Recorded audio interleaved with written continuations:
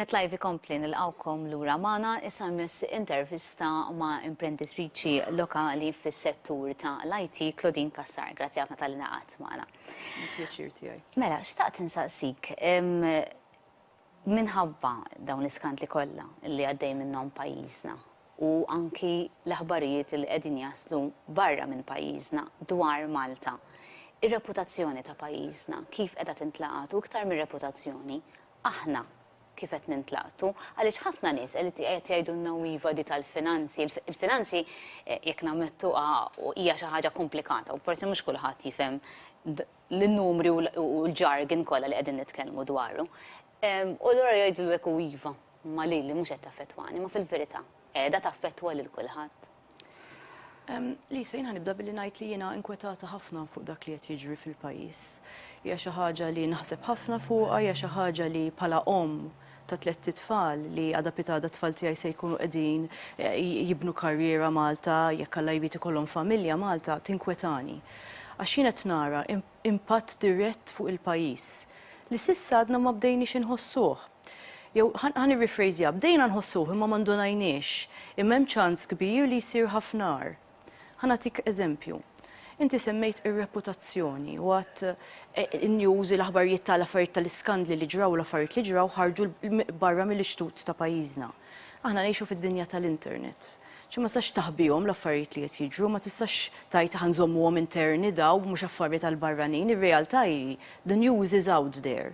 Issa meta inti jkollok kumpanija li qed tħares biex tinvesti f'Malta, din tagħmel riċerka dwar il-pajjiż u r-riċerka mhijiex biss dwar il-kwalità tal-ħaddiema fejn aħna għandna kwalità għolja ħafna jew dwar hux sabiħ li tgħix Malta għax definitely huwa post sabiħ ħafna fejn tgħix, imma jew ukoll dwar ir-reputazzjoni,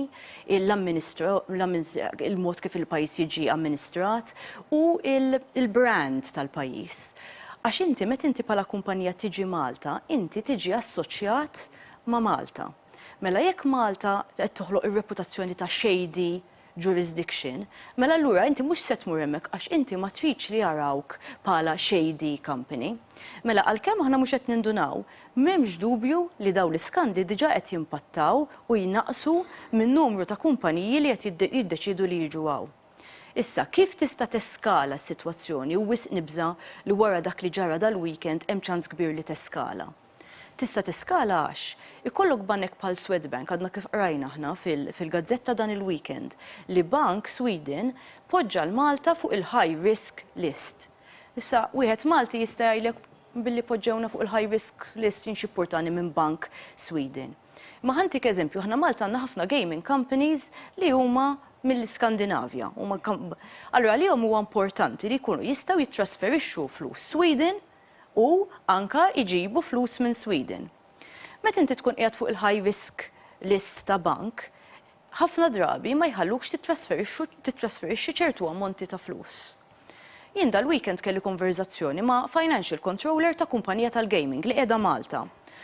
L-ewwel beda billi qalli l-lami kemm imnalla ndunajna ftit xurilu li kien ġej l-inkwiet għax badna u ftaħna bank accounts barra minn Malta.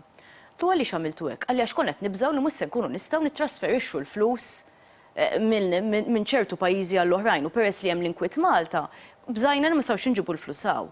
Jien ovvjament bdejt ninkwieta bdejt ngħid il-lami daqshekk ħażina s-sitwazzjoni. Bdat ma bdiet għalli meta nenviżiġaw li fix-xhur li ġejjin ħajkonna problema nittrasferixxu l-flus. Mbagħad għatlu x'jiġri jekk jiġri hekk, għalli we start thinking of relocating. Għatlu kemm iddum di, għalli 2 to 3 months and we're out. Ġifieri, x'jiġri jekk int jibdew jitilqu l-kumpaniji. Mhux biss nitilfu it-taxxi tagħhom għax s'issa dejjem tkellimna fuq taxxi. Tittaħseb ukoll fuq ir-ripple down effect mela inti jekk int għandek kumpanija tal-gaming. Forsi nofs l-impjegati huma Maltin, dawk jitilfu l-impjieg. In-nofs l-oħrajn huma barranin, dawk qed jikru appartamenti, dawk qed iħarsu għall-iskejjel għat-tfal tagħhom, qegħdin jixtru l-ikel, qed jixtru l-ħwejjeġ, qegħdin jmorru jikru fir-ristoranti. Malta għandna 100,000 barrani jaħdem. Hija ċifra fenomenali. Il-popolazzjoni kibret b'25% minħabba daw il-barranin. Jekk daw il-barranin jibdew sejrin, jibda ikonna flettijiet vojta, kirjiet jibdew niżlin, min investa fl-appartamenti f'daqqa waħda jsib li ma jistax iġib il-kirjiet ta' qabel, ikollhom jinżlu l-kirjiet għax ma jkunniex daqshekk nies qed ifittxu appartamenti, etc. etc. Jiġri dan kollox huwa linked all the way down għal ħaddiema tas-supermarkets u tal-ħwienet. Ma teffettwax biss il-bankiera jew in-nies li jaħdmu fil-financial services u għandhom pagi għoljin, il-fatt li r-reputazzjoni ta' Malta tkun imkasbra b'dan il-mod jeffettwa lil kull Malti u kull Maltija, lil kulħadd, all the way down the line. Ġifri, inti tajt li s-sitwazzjoni hija tant delikata illi jekk ma noħdux ħsieba, jekk deċiżjonijiet li qed nagħmlu issa f'dawn il-ġranet, f'dawn il-ġimgħat ma tkunx waħda tajba, qed ngħidu li hemm kumpaniji kbar f'Malta li jistgħu jiddeċidu li jitilqu minn pajjiżna minħabba li ma jkunx sostenibbli għalihom li jibqgħu jaħdmu hawn. Sfortunatament ħajkolli nirrispondik li bla dubju ta' xejn dan huwa fatt. Ġifieri jien nemmen li għandna a narrow window of opportunity, ma naħsibx li wasanna fil-point of no return għad hemm ċans ta' redemption. Imma biex ikun hemm redemption u biex aħna nsalvaw ir-reputazzjoni tagħna, irrid ikun hemm azzjonijiet serji, irrid ikun hemm prova li aħna l-Maltin nieħdu l-korruzzjoni bis-serjetà, li aħna l-Maltin għandna u l-infrastruttura tagħna tieħu l-anti-money laundering bis-serjetà, li aħna maħniex post fejn tiġi u tagħmel li trid and you get away with it u nħalluk and we turn the other way u ma nħarsux, li aħna serji. Għax fil-financial services, ir-reputazzjoni hija kollox, kollox. U jekk titlef ir-reputazzjoni mbagħad ma tantx tinġabar ta'. Mhux xi ħaġa li ħadd tagħmel sena u mbagħad tajt alright għamilt il-punishment I'm back now. It takes domna ħafna snin biex bnejnija din ir-reputazzjoni jekk ħankissruha u mbagħad biex terġa' tibniha mill-bidu starting from -10 minflok starting from 0 huwa ħafna iktar diffiċli. Interessanti kif inti għadt ukoll li din taffettwa lil kulħadd, ġifieri taffettwa lil min jaħdem fis-supermarkets, il min jaħdem fil-ħwienet, min għandu l-ħwienet. Ġifieri dan qed nitkellmu fuq kull min qiegħed jarana mid-dar tiegħu. Mhux biss il-min għandu l-kumpaniji, mhux biss min jaħdem f'dawn il-kumpaniji, min jikri l-appartamenti u nafu li hawn ħafna nies. Ġifieri dan litteralment ħad taffettwa lis-soċjetà kollha Maltija. Bla dubju ta' xejn, ġifieri jeffettwa fl-ogħla livell it-taxxi għax aħna ħafna mit-taxxi tagħna niġbruhom minn dat tip ta' kumpaniji għalhekk minnihom daw it-tax incentives, allura huwa b'daw it-taxxi li aħna niffinanzjaw il-health care, l-iskejjel tal-istat, u minn hemmhekk ġifieri number one kif titlef daw it-taxxi titlef a sizable chunk tal-flus li l-gvern jamministra biex jħossib il-pajjiż. Imma mbagħad every level mela jekk kien qed nikri appartament u qed nikrih ma nafx 1000 fix-xahar f'daqqa waħda jitilqu daw, jiena ħankun ħadd hit ta' 12,000 fis-sena. Jekk jiena dan il-flat ħankun xtrajtu bid-dejn u qed inħallsu bil-kirja ħajkolli problema. Ġifieri il-prezz tal-proprjetà mbagħad jinżel għax jekk inti m'għandekx daqshekk demand minn nies biex jixtru flats, mela ovvjament biex inti tipprova tbihom ikollok niżel il-prezz. Il-kulħadd jeffettwa. Nerġa' nsemmi hawn 100,000 barrani jaħdem Malta. Jekk jitilqu nofshom, ngħidu jekk jitilqu kwart jitilqu 25,000. Daw jieklu, daw jixtru, daw imorru jieklu pizza fil-weekend. It's a lot of people. Jiġifieri f'daqqa waħda inti tiskopri li il-domino effect huwa drammatiku. Waħda mill-affarijiet li naħseb bla dubju affettwat ukoll ir-reputazzjoni u dawn l-iskandali li qegħdin joħorġu huwa rapport li pereżempju tal-FIU li kien ilu għand il-Pulizija sena u dan ma sar l-ebda azzjoni fuqu. Taħseb li din hija xi ħaġa li affettwat x'inhuma r-reazzjonijiet tiegħek? Nibda bir-reazzjoni tiegħi personali li għalija din hija xi ħaġa li tkexkixni. Jiena rrid ngħix moħħni mistrieħ f'pajjiż li ikolli fidi fil-pulizija, fidi fl-istituzzjonijiet u fejn nemmen li kulħadd huwa trattat bl-istess mod. Mhux jekk ċikku għamel xi ħaġa kontra l-liġi mela ċikku jmur il-ħabs imma Peppu le għax Peppu speċjali, għax aħna ngħixu f'pajjiż fejn suppost kulħadd l-istess. Ġifieri għalija bħala ċittadina huwa insult li ikun hemm rapport skont it-Times qalu li kien hemm miktub li kien hemm clear evidence of bribery and money laundering u da ma ġara xejn sena wara. Hija xi ħaġa li tinkwetani ħafna. Personalment jiena hija xi ħaġa li verament meta nieqaf naħseb fuqha ngħid kif wasalna f'dan il-punt. Issa ovvjament jekk tħares lejn ir-reputazzjoni, mhux ovvja li jekk inti ħadkun qiegħed barra minn Malta u tisma' li kien hemm rapport tal-FIU ta' dan il-kalibru u li ma ġara xejn tibda tgħid mela ovvjament daw ma jeħdux il-money laundering u bis-serjetà.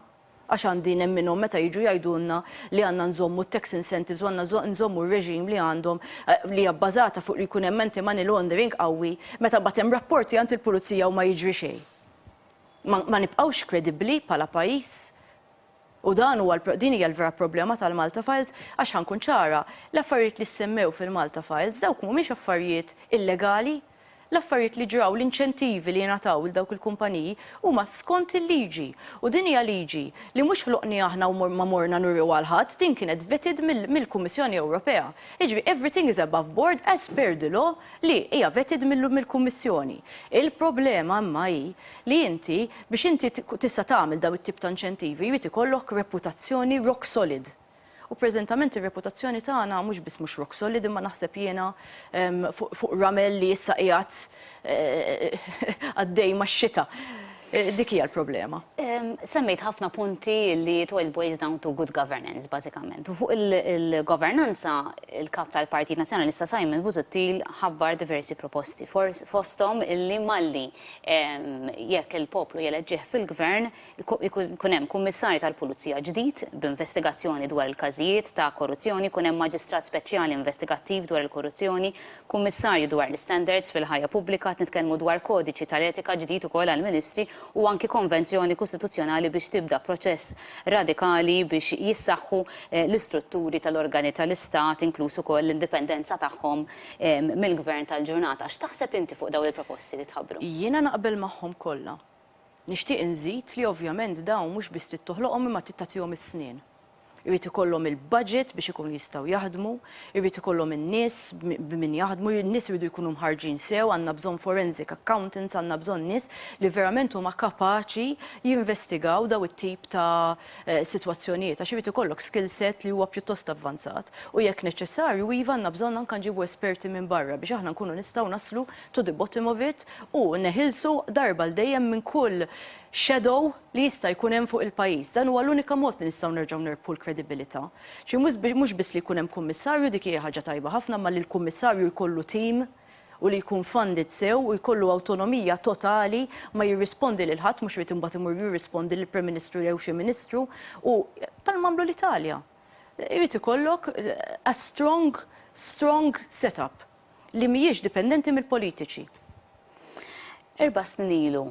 Inti stennejt li tmexxija ta' Joseph Muscat ħadd wasanna f'dan il-punt li qegħdin illum, kont qed timmaġina futur differenti għal pajjiżna, tinsab disappuntata b'dak li ġara? 4 snin ilu jiena kont nemmen li kien hemm bżonn bidla. Ġifieri ma nistax ma ngħidx iva jien kont tal-opinjoni 4 snin ilu li kien importanti ħafna li jkun hemm bidla fit-tmexxija. Issa li għaddew 4 snin jiena diżappuntata, iva diżappuntata. Diżappuntata ħafna jiena dejjem nemmen ħafna li għandna npoġġu l-pajjiż l-ewwel, jien nemmen ħafna li għandna inħarsu il-futur tat-tfal tagħna. Kemm fuq affarijiet bħal dawn li jeffettwaw l-ekonomija, anke fuq affarijiet li jeffettwaw l-ambjent, li hija xi ħaġa li jiena nħoss li wkoll marret lura f'dawn l-aħħar 4 snin. Jiġifieri iva, ma stennejtx li jiena llum kont se nkun fuq programm bħal dan nitkellem miegħek. U l-messaġġ tiegħek li tista' tagħti forsi lil min qiegħed jarana li forsi mhux qed jirrealizza l-gravità tas-sitwazzjoni. Il-messaġġ tiegħi huwa da aħna gżira żgħira 400,000 ruħ Maltin. M'għandniex riżorsi naturali, m'għandniex żejt, m'għandna xejn. Kull m'għandna lilna nnifisna, il-kapaċità tagħna, il-fatt li naħdmu aħna hard workers dejjem irnexxinna nistinkaw u nibnu xi ħaġa. U li fl-aħħar mill-aħħar ma jistħoqilniex dan. Ma jistħoqilniex li aħna imorru jitkellmu fuqna mad-dinja kollha qisna il-pirati kif semmewna t-Taljani, l-Iżola dei Pirati, ma jistħoqlix hekk u l-Maltin bħali ma jistħoqilhom aħjar. Għax le maħniex Iżola dei Pirati, aħna Iżola ta' nies li jaħdmu, jistinkaw huma onesti u jridu l-aħjar għall-pajjiż tagħhom. Claudine, grazzi ħafna tal-kont magħna intervista verament interessanti. Grazzi. Ħammorru issa għal waqfa qasira fit-reklami net live ikompli tal-waqt.